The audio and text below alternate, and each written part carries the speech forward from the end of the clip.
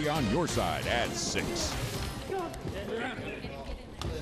An emotional day in a Long County courtroom as the men accused of killing a young couple go before a judge and the grieving family of the victims. Grief and anger is spilling over as 3 Fort Stewart soldiers appear in Little Wissy. A family member overwhelmed and soldiers told they're facing the death penalty. That's all in connection with the double murder of Michael Rourke, a young man who had just left the Army, and his 17-year-old girlfriend, Tiffany York, back in December of 2011. WSAV's JoAnn Merrigan was in the court and has a lot more on the drama that's really getting national headlines now. That's right, Andrew, and that national attention goes back to what the state claims is the motive for the brutal killings, that these soldiers had formed an anti-government militia and killed 2 people to keep it all secret.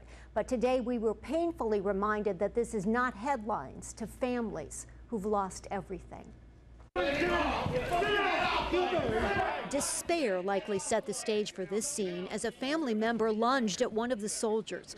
A reminder that in a sterile courtroom, facts present little comfort for a family. They took something from me that's not replaceable. Nicholas York, whose sister was murdered, told reporters his family came to court because they owed it to their loved one. This is how the day began, with each soldier appearing before the judge. The first, 21-year-old Isaac Agigi. State of Georgia versus Isaac Agigi. Considered to be the ringleader of a militia group that committed murder because it thought it was going to be betrayed. The offense of murder of Michael Rourke was committed for the purpose of domestic terrorism. Number 7, the offense of Tiffany York was committed for the purpose of domestic terrorism. When it came to reasons why the death penalty is being sought, the militia and cover-up was one of them. The second soldier to appear, Christopher Salmon, who reportedly was the one who shot Michael Rourke that night last year. Michael's father, Brett, visibly shaken as the death penalty charges were read against Salmon. But it was the appearance of Sergeant Anthony Payton that produced the drama. Payton, who has received more than a dozen medals and who's gone to Afghanistan, is allegedly the one who shot young Tiffany York twice in the head. Tiffany's stepfather, Wesley Thomas, lunged toward Payton, only to be stopped by law enforcement. The man's daughter's dead. We understand that. You're not helping their situation. One father defending another as Thomas was led from the courtroom. To be honest with you, I wish Wes would have got a hold of him. I wish I can get a hold of him. Nicholas York saying his stepdad couldn't take it anymore.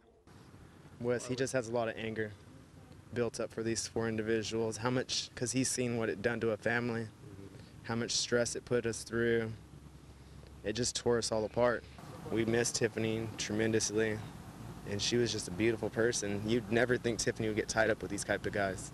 When it comes to the reported motive for the killings, York's brother still doesn't know what to think. I think they're crazy. I don't understand how an E5 and a sergeant and all these high-ranked militaries could listen to a private E1 and how many ways it could have got prevented and just how it led up to this. On Monday, a 4th soldier, Michael Burnett, entered a plea telling the court that he had witnessed Tiffany's murder and that of Michael Rourke, but that he had not participated.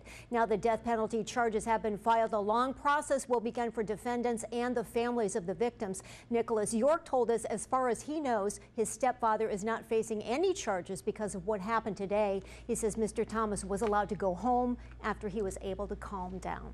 JoAnn Merrigan, WSAV News 3.